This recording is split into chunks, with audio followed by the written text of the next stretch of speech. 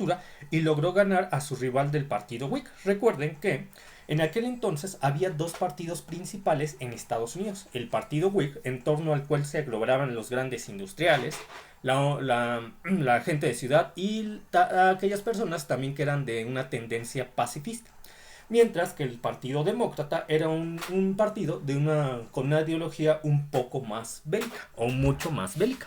De tal forma que James Knox Polk logró ganarle a su rival del partido Whig, Henry Clay, por lo que logró ser presidente Polk entre los años de 1846 y 1850. Como les decía, James Knox Polk era un hombre muy trabajador y muy determinado, cuyo encargo principal de parte del líder del Partido Demócrata, Andrew Jackson, era que Estados Unidos pudiera adquirir todo el norte mexicano.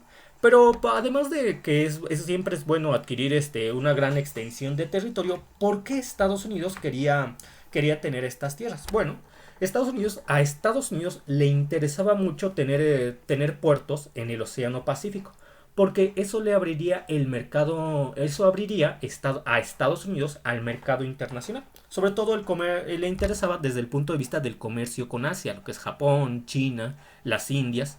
Entonces, bajo esta perspectiva, era muy atractivo y sigue siendo muy atractivo tener puertos en el Pacífico. El puerto de San Francisco era muy ambicionado para los americanos. Entonces también corría el rumor de que en California había grandes cantidades de oro, lo cual se confirmó una vez que Estados Unidos ya poseía todo este territorio que antes era mexicano, y en efecto había grandes minas de oro y diamantes. De hecho, de las más grandes del mundo. Tanto es así que se sabe que California es el estado más rico de la Unión Americana. Todas estas razones pesaban para que se pudiera llevar a cabo tal efecto de adquirir las tierras mexicanas. Pero para ello había que hacer ofertas al gobierno mexicano para dicha compra. El gobierno mexicano siempre se había negado a vender esta parte de su territorio. Y entonces el presidente Polk aprovechó un conflicto que existía entre la República Independiente de Texas y el gobierno mexicano. Bueno, como nosotros sabemos, para 1836 Texas había logrado independizarse de México. Pero obviamente México no reconocía dicha independencia, de tal manera que en los años 30 del siglo XIX México advirtió a Estados Unidos que el hecho de que Estados Unidos se anexara a Texas se interpretaría desde el punto de vista mexicano como una declaración de guerra.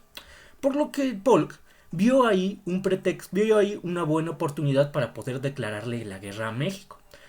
Aunque ya para los años 40 del siglo XIX la posición del gobierno mexicano era tan débil que, si lo pensamos seriamente, ya no se atrevería a hacerle la guerra a Estados Unidos por Texas. Sin embargo, sí se inconformaría.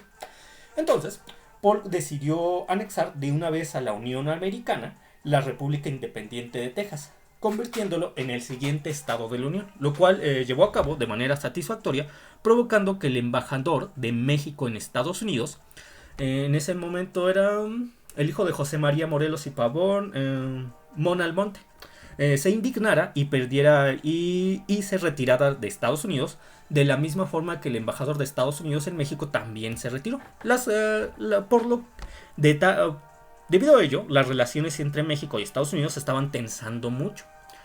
Ahora, una vez que Texas ya formaba parte de Estados Unidos, empezaron los tejanos a declarar que aquella franja de tierra entre el río Nueces y el río Bravo les pertenecía, cuando realmente en aquel entonces pertenecía al estado de Tamaulipas. Ustedes pueden ver en el mapa de la derecha la franja de tierra entre el río Nueces y el río Bravo. Entonces, Polk, con la esperanza de tener el pretexto para iniciar la guerra con México, le ordenó al general Zachary Taylor, que ustedes lo pueden visualizar en la imagen de la izquierda, que avanzara con sus dragones sobre dicho territorio en disputa. Entonces, esto obviamente daría inicio a la invasión de Tamaulipas y una reacción por parte del gobierno mexicano, que es lo que el presidente Polk de Estados Unidos buscaba. como que hubiera una batalla entre las fuerzas estadounidenses y las fuerzas mexicanas para que así él tuviera el pretexto de declarar la guerra a México.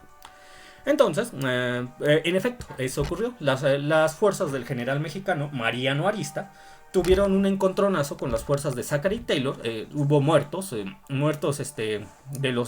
por parte de los invasores estadounidenses de aquella franja de tierra, y así Polk tenía el pretexto. Bajo el cual Polk declaró que la sangre estadounidense había sido derramada en suelo estadounidense, cuando realmente la sangre estadounidense había sido derramado en aquel momento en tierra mexicana porque los mexicanos estaban defendiendo su territorio. Pero, como dicen varios libros de historia de Estados Unidos, ya tenía el pretexto Polk y México pescó el anzuelo. Una vez que la solicitud de guerra de parte del presidente Polk fue presentada al Congreso de Estados Unidos, considerando las líneas que les acabo de mencionar por parte del presidente Polk para hacer la escena más dramática y así animar a los congresistas que declararan la guerra a México, algunos miembros del partido Whig, motivados por líderes como Henry Clay, que estaban opuestos a la guerra, llevaron a cabo discursos en contra de la guerra con México. El discurso más importante, o el que más destacó en contra de la guerra con México, vino por parte del senador de Illinois, Abraham Lincoln, el cual declaró que era incorrecto, el cual dio a entender que era incorrecto declararle la guerra a una república hermana como México, especialmente sabiendo la falta de conocimientos geográficos, y esta expresión se puede interpretar como una burla de Lincoln hacia Polk, porque decía que, sabiendo que la falta de conocimientos geográficos del presidente de Estados Unidos, al no saber si la batalla había sido llevada a cabo en suelo estadounidense o suelo mexicano. Entonces, un sector importante del partido Whig estuvo en contra de la guerra con México, mientras que todo el partido demócrata estuvo a favor de la guerra con México.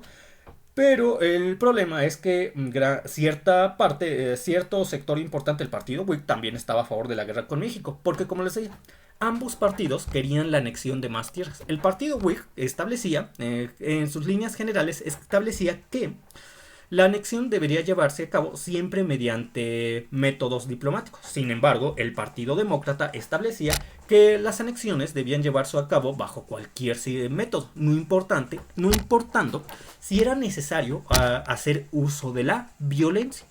Entonces los demócratas obviamente votaron a favor de la guerra con México. Algunos